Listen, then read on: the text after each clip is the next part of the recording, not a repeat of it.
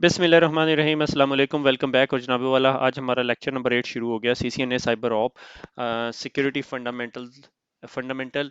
और उसके अंदर सिक्योरिटी प्रिंसिपल जो आज हमारा चैप्टर नंबर 3 है मेरे ख्याल में, उसमें फोरेंसिक्स के बारे में एक छोटा सा पैराग्राफ, यानी लास्ट 3 पेजेस हैं एक्चुअली इस बुक के, उसको हम कवर करेंगे। ठीक है, तो इतने का कॉम्प्लेक्स नहीं है, तो शुरू करते हैं। तो फोरेंसिक्स फोरेंसिक्स है क्या चीज़? ठीक है, फोरेंसिक्स के बारे में डेफिनेशन मैं भी आपको बाद में दूंगा, मगर उससे पहले जो सा एक वेबसाइट है कोर्सीरा। ठीक है, COURSERA, ये इसका यूआरएल नीचे दिया हुआ है। ये कुछ अर्सा पहले ना कोर्सीरा के ऊपर एक कोर्स आया था फोरेंसिक साइंसेस के बारे में। ठीक है, और ये इन प्रोफेसर साहब ने पढ़ाया था, और ये केमिस्ट्री एंड बायोलॉजी से रिलेटेड फोरेंसिक्स थी। ये जो पुलिस जो सी फोरेंसिक्स करती है ना, कि क्राइम सीन इन्वेस्टिगेशन, उससे रिलेटेड था।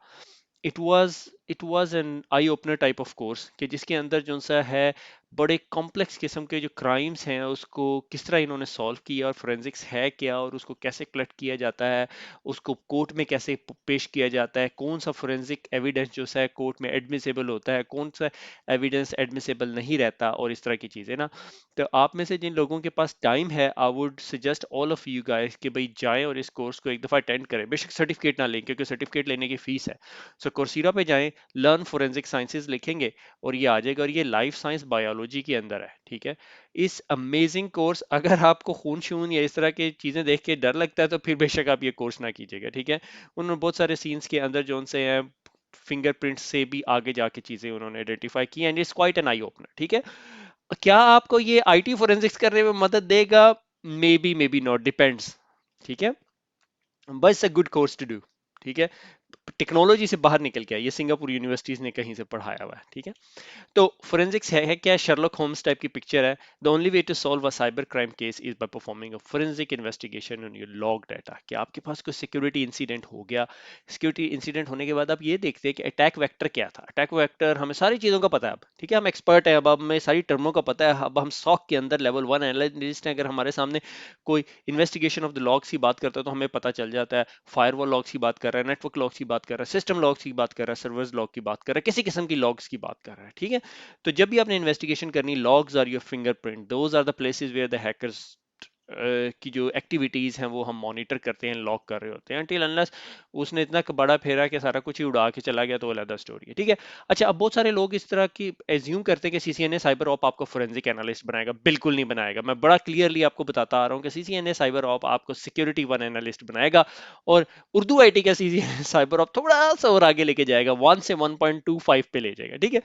मगर अगर आप नॉर्मली जो फोरेंसिक एनालिस्ट हैं, they start from a security one analyst, but they don't stick around कि वहां पे पूरी जिंदगी लगा दें कि 10 साल वहीं लगे रहे। 1 1.5 साल forensic analyst SOC one analyst रहता है, उसके बाद उसको इंटरेस्ट पैदा होना शुरू हो जाता है कि मैं किस किस्म की चीजें करता हूँ। उसमें से एक किस्म की जो चीज जो वो ये कर सकता है, वो जौन सी है वो डिजिटल फोरेंसिक्स है। फोरेंसिक्स के अंदर फिर अगर आप स्पेशलाइज उसमें चले जाएं तो मेलवेयर रिवर्स इंजीनियरिंग आ जाती है, मेमोरी रेजिडेंट मेलवेयर एनालिस्ट हो सकते हैं, कुछ भी हो सकते हैं। ठीक है, इंसिडेंट रिस्पॉन्डर्स हो सकते हैं। ठीक है, अब ये डिजिटल फोरेंसिक्स जो सा है, जब क्राइम सीन हो गया, क्राइम सीन पे गया, इंसिडेंट रिस्पांस ने उस तरह से एविडेंस इकट्ठे किए, उन्होंने लाके फोरेंसिक लैब को दे दिया, लैब ने फोरेंसिक्स की। ठीक है, उससे रिलेटेड जो 2 बुक्स जो लोगों ने सजेस्ट की हैं वो ये हैं कि डिजिटल फोरेंसिक्स एंड इन्वेस्टिगेशन। ठीक है, ये बुक एक बहुत अच्छी बुक है, और दूसरी बुक जो सा है वो ये राइट हैंड साइड पे बेसिक्स ऑफ डिजिटल फोरेंसिक्स है। ठीक है, एक और बुक किसी ने सजेस्ट की थी पिछले दिनों, डिजिटल फोरेंसिक्स बाय रिचर्ड बेजीच, BEJTICH। ओके, थोड़ी सी ओल्ड बुक है, but it would be good for the beginners. ठीक है, और इसके अलावा कोई बुक अभी मेरे जहन में नहीं आ रही। एनीवे तो US cert, what is computer forensic? ठीक है, इफ यू मैनेज और एडमिनिस्ट्रेट इंफॉर्मेशन सिस्टम, ठीक है, हम में से सारे के सारे करें information system, networks, IT support, you should understand computer forensics. Forensics is a process of using scientific knowledge of collecting, analysing, presenting evidence to the courts. बहुत सारी सिचुएशन में कोर्ट्स में नहीं जाते। ठीक है, बहुत कम क्वांटिटी ऑफ साइबर क्राइम्स हैं जो कोर्ट में जाते हैं। ठीक है, the forensics word mean to bring to the court. Okay, forensics is primarily with the recovery and analysis of the latent evidence, DNA और like और बाकी चीजें। ठीक है, फिंगरप्रिंटिंग। तो ये यूके सर्ट का एक छोटा सा किताबचा है, अगर आप देखना चाहें तो यूएस सर्ट के ऊपर देख सकते हैं। ठीक है, बहुत सारी कंपनीज कंट्रीज की जो सर्ट्स हैं ना, उन्होंने बहुत डिफरेंट वेज ऑफ फोरेंसिक्स दिए हुए हैं। ठीक है, फोरेंसिक्स के बड़े बड़े पेजेस हैं और सारा कुछ है। मेरे ख्याल में हम थोड़ा सा आगे जाके हल्का सा उसे टच करेंगे, मगर being a security one analyst nobody expect you to do full blown forensic. हाँ, मे बी आपको ये कर कह दें कि हाँ भाई तुमने इमेज कलेक्ट करना है, ठीक है, एविडेंस कलेक्शन करनी है उसके बारे में, इसलिए सिस्को ने थोड़ा सा आप आसान करके आपको एक पेज दे दिया। ठीक है, चेन ऑफ कस्टडी, सीओसी। ठीक है, कि जब अगर एक क्राइम सीन हो गया, आप एक क्राइम सीन पे गए, ठीक है, और आपने देखा कि एक क्राइम सीन हो गया और ये यहाँ पे ये जो पीसी है ये हैकिंग के लिए यूज हुआ था, पीसी ऑन है, तो आपने क्या करना है?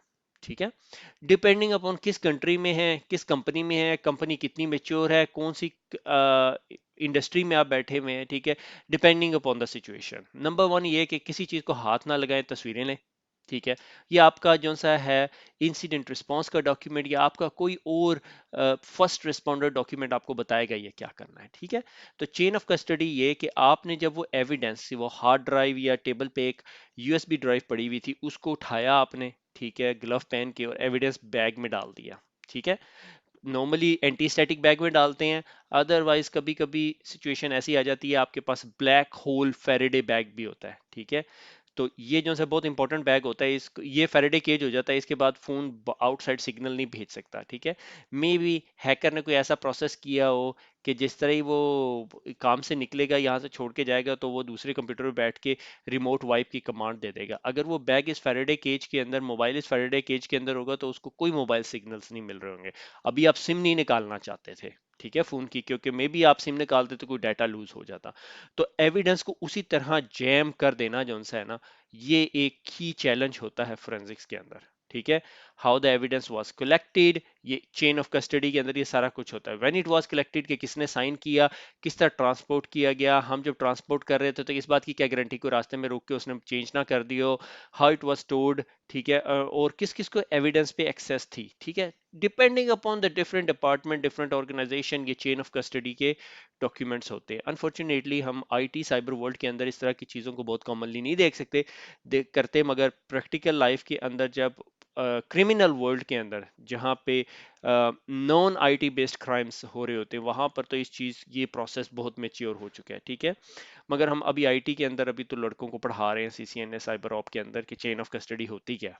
ठीक है, तो क्राइम सीन पे इन्वेस्टिगेशन, क्राइम सीन हो गया, मैं वहां पे गया, मैंने देखा कि यहाँ पे एक यूएसबी पड़ी हुई थी, एक हार्ड ड्राइव पड़ी थी, कंप्यूटर थी, मैंने कंप्यूटर पे तस्वीरें ली, सारी तस्वीरें लेने के बाद कंप्यूटर की पावर केबल अनप्लग कर दी, और वहां से हार्ड ड्राइव को एक बैग में डाला एंटी स्टैटिक, उधर मोबाइल फोन पड़ा था उसको एक एंटी स्टैटिक में डाला, उसके ऊपर साइन किया, चेन ऑफ कस्टडी का स्टिकर उसके ऊपर लगाया कि काशिफ इकबाल के पास था और इस टाइम से इस टाइम के दरमियान, और इसको ट्रांसपोर्ट किया जा रहा है और मैं रिस्पॉन्सिबल हूँ इसकी ट्रांसपोर्टेशन के दौरान। ठीक है, और उसके ऊपर कोई ट्रैकर भी लगा दिया। ठीक है, उसको बॉक्स में डाला, ले गए।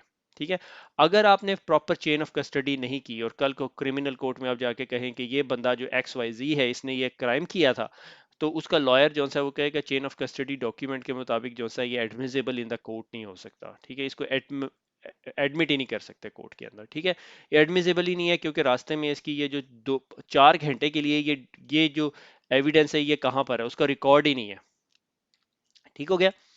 अच्छा, एविडेंस प्रेजर्वेशन। ठीक है, protect the integrity of the evidence, के एविडेंस जो आपके पास है, ये जो हार्ड ड्राइव है, इसका एविडेंस जो सा है इसको प्रोटेक्ट कैसे करना है। ये ना हो कि आपने हार्ड ड्राइव उठाई, हार्ड ड्राइव उठा के दूसरे कंप्यूटर में लगाई और उससे कॉपी कर दी है फोल्डर, तो वो हार्ड ड्राइव पे जो सा है ब्लॉक जो सी है, राइटिंग ब्लॉक नहीं हुई और आपने उसके ऊपर राइट करना शुरू कर दिया। अगर आपने उसके ऊपर राइट करना शुरू कर दिया, आप मे बी, जिसकी बहुत ज्यादा चांसेस हैं कि आप उसके जो से हैं टाइम स्टैम्प ओवरराइट कर दें। ठीक है, इसीलिए कंप्यूटर को प्रॉपरली शट डाउन करने को नहीं कहते जब भी एविडेंस हो। ठीक है, making sure nothing edit, deleted और डिस्ट्रॉयड, एविडेंस प्रिजर्व होना चाहिए। कॉपी ऑफ द एविडेंस, कि अगर आपने कभी भी किसी हार्ड ड्राइव इमेज के ऊपर काम करना है, बीइंग अ फोरेंसिक एनालिस्ट, ठीक है, तो आप ये जो से है डायरेक्ट एविडेंस पे काम नहीं करते, आप उसकी एग्जैक्ट रेप्लिका बना लेते हैं। ठीक है, उसके लिए डिफरेंट किस्म के टूल यूज होते हैं। एनकेस एक टूल प्रोवाइड करता है, एक्सेस डाटा देता है। कुछ लोग hardware, hard disk copier use करते हैं, डिपेंडिंग अपॉन द सिचुएशन। मगर आजकल के दौर में अब हो क्या रहा है कि बहुत सारी चीजें वीएम एनवायरनमेंट पे है, क्लाउड पे पड़ी हुई है, तो फोरेंसिक्स बड़ी स्पीड से चेंज हो रही है। मगर एक्सेस डाटा का एक टूल है which is called F T के इमेजर। ठीक है। इसको आप अपनी यूएसबी में या एक्सटर्नल हार्ड ड्राइव पे लगाते हैं, उस हार्ड ड्राइव को सिस्टम के साथ प्लग इन करते हैं, वहीं से इमेज कॉपी कर लेते हैं, ठीक है। तो आपने एक्चुअली एग्जिस्टिंग हार्ड ड्राइव पे कुछ नहीं राइट किया, जो एक्सटर्नल हार्ड ड्राइव थी उस पे उसका एग्जैक्ट हार्ड ड्राइव का इमेज ले लिया। और ये बहुत लंबा प्रोसेस है, मुझे अच्छी तरह याद है जब हमने अपनी सिक्योरिटी ऑपरेशन सेंटर में ये चीज़ इंप्लीमेंट की, और एक रात को मैंने उन्हें कहा कि यार मुझे ना इन तमाम 4 डोमेन कंट्रोलर्स के इमेजेस चाहिए। तो सुबह जब मैंने कॉल की तो वो कहता सर जी अभी इमेज कॉपी हो रहे हैं, ठीक है। तो ये एक छोटा काम नहीं होता है, काफी लंबा प्रोसेस होता है, ठीक है। अब इसी तरह जिस तरह हम फोरेंसिक्स की बात करते हैं, इसी तरह इसके अंदर एक और चीज आ जाती है। जब फोरेंसिक्स डीपर गई तो उन्होंने देखा यार ये एक फाइल थी यहाँ पे पड़ी हुई थी, और ये फाइल ना थी I love you.exe, ठीक है। अब ये एक फाइल हमने किसी ऐसे बंदे को देनी है जो प्रोग्रामिंग को समझ सकता हो, जो समझता हो यार ये फाइल करेगी क्या, ठीक है। वो बंदा जो सा होता है वो रिवर्स इंजीनियर होता है, ठीक है। मेलवेयर रिवर्स इंजीनियर कह सकते हैं, या रिवर्स इंजीनियरिंग टीम होती है। वो क्या करती है, आर्किटेक्चरल इंफॉर्मेशन को लेती है, किसी की आर्किटेक्चरल इंफॉर्मेशन को लेती है और उसको रिवर्स इंजीनियर कर लेती है। रिवर्स क्रिप्टोग्राफी एल्गोरिदम जिस तरह है कि एक एल्गोरिदम लिया और आप उसे रिवर्स इंजीनियर करने की कोशिश करते हैं, ठीक है। इसी तरह अगर आप किसी गेमिंग इंडस्ट्री में काम करते हैं, या आप ये किसी ऐसी इंडस्ट्री में काम करते हैं जो सॉफ्टवेयर्स बनाती है, और आप लोगों ने एक टर्म सुनी होगी DRM, डिजिटल राइट्स मैनेजमेंट, कि आपने एक सॉफ्टवेयर बनाया, ठीक है, उर्दू आईटी ने एक सॉफ्टवेयर बनाया और हमने वो सॉफ्टवेयर सबको दे दिया, अब उसको क्रैक नहीं करना देना चाह रहे, ठीक है। एडोब फोटोशॉप जिस तरह, ठीक है, माइक्रोसॉफ्ट ऑफिस जिस तरह, ठीक है। तो उसके अंदर जो हम अ, ऐसी चीजें लगाएंगे जो किसी को क्रैक ना करने दे सॉफ्टवेयर को, it's called digital rights management, ठीक है। अब जो रिवर्स इंजीनियर होता है वो उन डीआरएम्स के पॉइंट्स को निकाल के उसे क्रैक कर लेता है, और ये कैट एंड माउस टाइप की गेम होती है। हर साल मैं गेमिंग इंडस्ट्री में काम करता रहा हूँ, तो हर साल जो सा आप एक गेम निकालते हैं, और गेम अगर जो सा है 2 महीने तक क्रैक नहीं ना होती, it's a success criteria, it's really successful story, ठीक है। गेम 100 दिनों तक क्रैक नहीं हुई, 100 दिनों के बाद गेम क्रैक हो जाए, हमने पोटेंशियल मार्केट से पैसे उठा लिए, ठीक है। इसी तरह अगर आपने कोई एक न्यू प्रोडक्ट लानी है, आपकी सबसे ज्यादा कोशिश होगी, it really makes a difference, कि आपका बजाय इसके पोटेंशियल सेल्स ग्राफ ऐसे जाए और फिर यूं हो, आपका ग्राफ यूं हो जाता है, क्योंकि यहाँ पर आपका सिस्टम क्रैक हो गया है। अब लोगों ने कॉपी चीजें इस्तेमाल करनी शुरू कर दी है। Trust me, I have seen enough graphs to know, ठीक है। सो अच्छा, अब रिवर्स इंजीनियर करता क्या है, सिस्टम मॉनिटरिंग टूल्स है कि सिस्टम का बिहेवियर देखता है, जिस सिस्टम के ऊपर जिसने भी रिवर्स इंजीनियर करना है उसने एक लेजिटिमेट कॉपी गेम की या सॉफ्टवेयर की इंस्टॉल कर लेनी अपने पास, उसके बाद देखना है कि ये सॉफ्टवेयर करना क्या चाहता है, ठीक है, उसको मॉनिटर करता है। उसके बाद डिसअसेंबलर से बाइनरी फाइल जो सी होती है, और उससे एक टेक्सचुअल इंफॉर्मेशन निकालता है, परहैप्स असेंबली लैंग्वेज, ठीक है। ये डिसअसेंबलर की आउटपुट है, ठीक है। IDA प्रो एक एक एग्जांपल है डिसम्बलर की, और ये जो आउटपुट उसने निकाल के दी है, ये जो सी असेंबली लैंग्वेज में है कि कौन से रजिस्टर में कब डाटा जा रहा है, ये EAX EDX ECX, ये सारे रजिस्टर्स की इंफॉर्मेशन है, ठीक है। अगर आप मेलवेयर रिवर्स इंजीनियर हैं और आपके पास एक मेलवेयर आ गया, ठीक है, ये I love you dot exe, ठीक है, dot bat dot Java dot something, ठीक है, बड़े ड्रामेबाजियां होती हैं।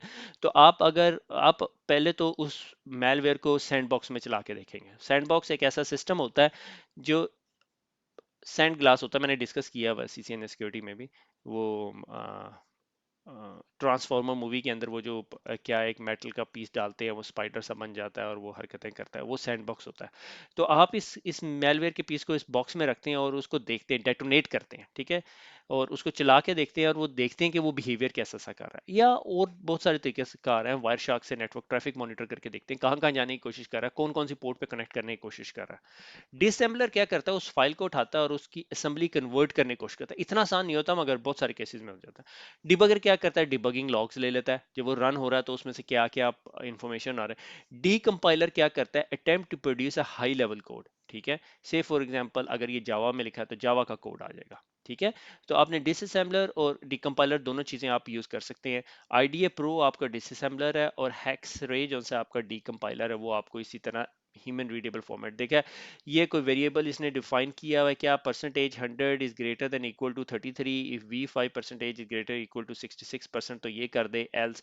बड़ी रीडेबल है, यहाँ पे ये चीज रीडेबल नहीं है आपके लिए, ठीक है, इतनी आसान रीडेबल नहीं है। तो ये रिवर्स इंजीनियरिंग के जो लोग हैं उनका काम होता है, ठीक है। ये आप समझ लें स्टेप 3 हो गया, ठीक है। स्टेप 1 जो है आप लोग, ठीक है, लेवल 1 के लोग। स्टेप 2 जो है फोरेंसिक एनालिस्ट, और फोरेंसिक एनालिस्ट में भी जो बहुत एक्सपीरियंस लोग हैं, जो अब ये देख रहे हैं कि हैकर्स के टूल्स एंड टेक्निक्स क्या है वो याद है, टीटीपीस का हमने जिक्र किया था, ठीक है, टूल्स टेक्निक्स एंड प्रोसीजर्स। तो ये आप टूल्स आप एनालाइज कर रहे हो और आप कहते हैं हाँ ये इसकी फाइल है, ये इस तरह ये काम करती है, इस फाइल से वो ये करता है, इस तरह ये उसके प्रोसीजर्स हैं, ठीक है। जिस तरह मैंने आपको वो मुराई बॉटनेट की जो टूल है वो दिखाया था, उसके अंदर उसके कितने 20-25 पासवर्ड्स थे जिसके जरिए उसने 400,000 या 4 मिलियन डिवाइसेस हैक की थी, ठीक है। मेलवेयर एनालिसिस के लिए थोड़ी सी पुरानी बुक है, प्रैक्टिकल मेलवेयर एनालिसिस, ठीक है। इसके अंदर बहुत इंटरेस्टिंग गाइड्स हैं कि कौन कौन से मेलवेयर्स ये आपको देता है और आप उनको रिवर्स इंजीनियर करते हैं। Is a good book to do study. अगर आपने ये दो बुक पढ़ ली, ये दो बुक और ये वाली बुक पढ़ ली, तो मैं आपको सीसीएनए साइबर ऑप के बाद मैं आपको कहूंगा ये भैया आप जो से लेवल 1 एनालिस्ट नहीं है, आप लेवल 2 या 3 एनालिस्ट हैं। 3 तो नहीं, मैं कहूंगा लेवल 2 एनालिस्ट है, लेवल 3 एनालिस्ट माइंड कर जाएगा अगर मैं नहीं होगा, ठीक है। अच्छा, उसके बाद आ जाता है एफटीके इमेजर। एफटीके इमेजर एक छोटा सा टूल है, ठीक है, फ्री ऑफ कॉस्ट है। अगर आपने फोरेंसिक इमेज प्रोड्यूस करना तो आप फोरेंसिक इमेज प्रोड्यूस कर सकते हैं। अगर किसी ने इमेज प्रोड्यूस किया हुआ है, आप उसको उसकी फाइल्स या फोल्डर्स को देखना चाहते हैं वो भी कर सकते हैं, प्रीव्यू द कंटेंट्स कर सकते हैं, mount an image to the read only view, export कर सकते हैं, हैश फाइल्स कैलकुलेट कर सकते हैं। क्योंकि जब भी आप फोरेंसिक करते हैं नॉर्मली, अगर हार्ड ड्राइव का फोरेंसिक किया, तो जो ये एविडेंस होता है या रिपोर्ट होती है उसमें आप हमेशा MD5 हैश लिखते हैं टू प्रूफ के भाई यार ये हार्ड ड्राइव, अगर कल को इस दोबारा हार्ड ड्राइव का एविडेंस का दोबारा MD5 निकाला और वो सिमिलर ना हुआ इस MD5 का, तो हम समझ जाएंगे कि ये खराब है, कोई गड़बड़ कर दी किसी ने, ठीक है। तो इसीलिए ये MD5 या SHA1 is very very important thing. तो FTK इमेजर जो सा है ना, मैंने अभी अपने पीसी में एक यूएसबी लगाई हुई है किंगस्टन की, उस किंगस्टन की यूएसबी के अंदर ये FTK इमेजर पड़ा हुआ है, ठीक है, ये इमेजर पड़ा हुआ है। जब आप इसको ओपन करते हैं तो ये कुछ इस तरह का टूल है, ठीक है। इसको थोड़ा सा मैं ये कर, बहुत सादा शरीफ मुफ्त का टूल है, तो ये बस थोड़े से काम करेगा, ठीक है। क्रिएट अ डिस्क इमेज, आप कहते हो मेरी डिस्क का इमेज करो, फिजिकल डिस्क का इमेज करना है, ठीक है, और नेक्स्ट करें।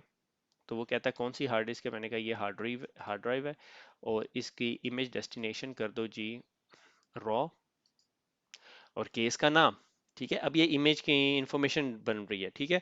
से फॉर एग्जांपल मैं कहता हूँ UITA-001 का केस है, एविडेंस नंबर है UITA-001, unique description UITA cyber hack 2018, ठीक है।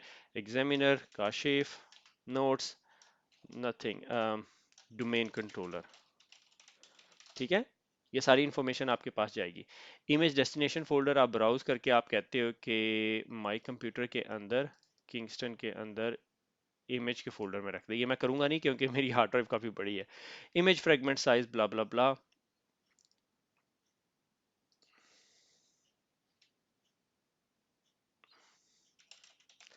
और फिनिश, ठीक है। जिस तरह आप फिनिश करेंगे ये आपका इमेज बनाना शुरू कर देगा। ये एक आपकी हार्ड ड्राइव का इमेज हो गया। पर हार्ड ड्राइव के अलावा भी आपके सिस्टम में कोई चीज होती है। वेरी गुड, आप में से जिन लोगों ने आंसर किया, मेमोरी, कैप्चर द मेमोरी। आपके जो सिस्टम में मेमोरी लगी हुई है उसके पास बहुत इंपॉर्टेंट इंफॉर्मेशन है। पेज फाइल्स भी आप उठा लें, एडीआई भी उठा लें, ठीक है। एडीआई फाइल मुझे नहीं पता क्या है, ठीक है। और मैंने इसको कहा कि ब्राउज करे और उसी तरह माई कंप्यूटर किंगस्टन और इमेज, इमेज के फोल्डर में रख दे और क्रिएट अ मेमोरी इमेज, ठीक है। उसने पहले भी क्रिएट किया हुआ था। ये इतना बड़ा इमेज है, ये मेरे ख्याल 18 GB की मेरी रैम है, तो 18 GB का इमेज है, ठीक है। तो आइडली जब आप ये इमेज कॉपी कर लेंगे, मैं इसको क्लोज कर देता हूँ, ठीक है। जब आप ये इमेज बना लेंगे तो आपकी एक्सटर्नल हार्ड ड्राइव पे हो गया, आपने एग्जिस्टिंग कंप्यूटर की किसी चीज को हाथ नहीं लगाया। और फिर जब आपने इसको एनालाइज करना है, आप इमेज माउंटिंग में जाएं और आप इमेज फाइल दे दें इसको, ठीक है। जिस तरह फिर फॉर एग्जांपल ये मैंने एक छोटा सा किसी फोल्डर का इमेज किया था, ये माउंट किया, क्लोज कर दिया, और ये इमेज माउंट हो जाना चाहिए।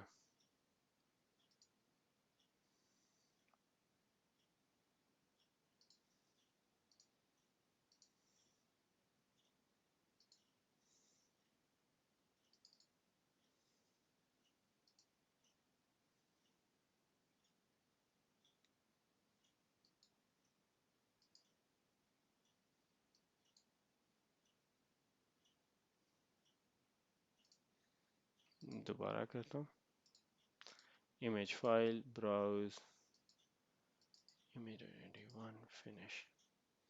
ये देखिए ये मेरा इमेज आ गया, ठीक है, डॉक्यूमेंट वन था, ये कोई डॉक्यूमेंट वन पड़ा हुआ है इसके अंदर। तो आप इसके अंदर जितने, अगर मेरे पास मल्टीपल डॉक्यूमेंट्स होते और मैंने कोई डिलीट भी किए होते तो यहाँ क्रॉस करके डॉक्यूमेंट्स नज़र भी आ रहे होते, ठीक है।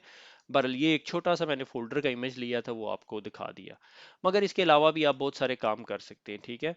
और मगर वो इस beyond the scope of today's discussion, ठीक है। सिर्फ आपका मकसद ये था कि आपको दिखाना है कि एफटी के इमेजर काम क्या क्या करता है।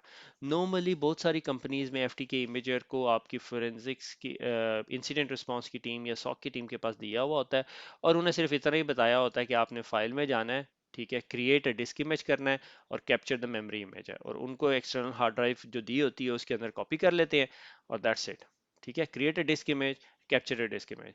अगर किसी ने एनालाइज करना है, ऐड एविडेंस आइटम और add all attach devices. Evidence item में वो कहता है फिजिकल डिस्क है, लॉजिकल डिस्क है, इमेज है, कंटेंट्स ऑफ द फोल्डर है। अगर आप कंटेंट ऑफ द फोल्डर पे लेके जाएंगे तो वो कंटेंट ऑफ द फोल्डर दिखा देंगे, वो लोड करेगा। मगर नॉर्मली हार्डकोर फोरेंसिक एनालिस्ट ये टूल को एज एनालिसिस के लिए यूज नहीं करते। There are lot of other tools that are used for a forensic analysis. Depend कि किस किस किस्म का एनालिसिस करना है, ठीक है। मगर ये एक गुड प्लेस टू स्टार्ट कि आपको एफटी के इमेजर यूज करना आता है, ठीक है। मैं आपको सजेस्ट करता हूँ कि इसकी 4-5 वीडियोस देख लीजिएगा, क्योंकि सीसीएनए सिक्योरिटी के पॉइंट ऑफ व्यू से, सीसीएनए साइबर ऑप के पॉइंट ऑफ व्यू से it's not that complex of a topic के जो आपको पढ़ाया जाए, ठीक है। मगर I don't know why they didn't talk about it, ठीक है। View file in the plain text, view file in the hex format के, हेक्साडेसिमल फॉर्मेट के अंदर अगर आपने फाइल देखनी है, टेक्स्ट फॉर्मेट में देखनी है, वैसे देखनी है, ठीक है। हेक्सा, कुछ लोग कभी कभी हेक्साडेसिमल फॉर्मेट में भी देखने की कोशिश करते हैं, but that's a question for a forensic analyst, ठीक है। तो इस टूल को मैं बंद कर देता हूँ, ठीक है, और वापस इस पे आ जाते हैं। तो एफ टी के इमेजर एक ऐसा टूल है जो आपको इमेज एक्सेस करने की, इमेज बनाने की कैपेबिलिटी देता है, ताकि आप कॉपी मार लें, ताकि आपको रियल फाइल के ऊपर या रियल एविडेंस के ऊपर, रियल एविडेंस लॉकर में पड़ा हुआ है, ठीक है, उसको कोई नहीं हाथ लगाएगा, मगर आप उसकी कॉपी से काम करेंगे, ठीक है। आगे चलते हैं। आगे मेरे ख्याल में खत्म हो गया। अच्छा, को आप में से बहुत सारे लोग देख रहे होंगे, यार अगर मैंने फोरेंसिक एनालिस्ट बनना है क्योंकि ये काम मुझे कुछ ऐसा लगता है जो मेरे काम का है और मुझे बड़ा पसंद है, तो फिर जनाब ये सर्टिफिकेशंस हैं आपके लिए, ठीक है। अब आप मेरे से ये ना पूछिएगा ये कब पढ़ाएंगे, क्योंकि I am not certified, I am not a GIAC guy, ठीक है। GIAC, ये गैक एक अथॉरिटी है, ठीक है। तो उसके अंदर जौन सा है ये global information assurance certification forensic examiner, मैं नहीं सजेस्ट करता आप ये करें। आई वुड सजेस्ट GCFA कर लें। GCFA is really good certification, global information security assurance certification forensic analyst बन जाते हैं। अगर आपको लगे कि अब आप रिवर्स मेलवेयर इंजीनियर टाइप की कैटेगरी में है तो ग्रेम कर लें, ठीक है, GREM। ग्रेम के बाद फिर एक और सर्टिफिकेशन है गैक, नेटवर्क फोरेंसिक एनालिस्ट, जिसमें नेट फ्लो टाइप की ट्रैफिक को देखते हैं। अगर आप स्मार्टफोन बिजनेस के अंदर हैं तो आप गैक एडवांस स्मार्टफोन फोरेंसिक्स कर सकते हैं। अगर आप साइबर थ्रेट इंटेलिजेंस, हमें पता है आपको ये सारी टर्मों का अब इलम हो गया है, ठीक है। अगर आप ये देखें कि आपके पास CCNA सिक्योरिटी का नॉलेज होता है, तो आपके सामने मैं ये टर्मों को बात कर रहा होता, थ्रेट इंटेलिजेंस या इंटेलिजेंस इन्फो या फोरेंसिक्स और एफटी के इमेजर, तो आपको समझ नहीं आनी थी। अब आपको ये चीजें समझ आनी शुरू होगी। It means that you are into cyber ops world, ठीक है, सिक्योरिटी ऑपरेशन सेंटर के वर्ल्ड में, ठीक है। तो ये एक इंटरेस्टिंग सर्टिफिकेशंस हैं। I wish Urdu IT academy someday would be able to teach these certifications, मगर at the moment please don't ask, ठीक है, अभी हमारे पास कोई वॉलंटियर नहीं है। तो वंस अगेन क्विज इंजन को ज़्यादा से ज़्यादा इस्तेमाल करें, और अगर कोई क्वेश्चन है तो please post it on a Facebook page. Discussion forum पे मैं बहुत ज़्यादा नहीं जाता क्योंकि मेरे पास टाइम नहीं है, मगर I hope other people would help you out. तो खुश रहें, दुआ में याद रखिएगा, फिर मुलाकात होगी। अल्लाह हाफिज़।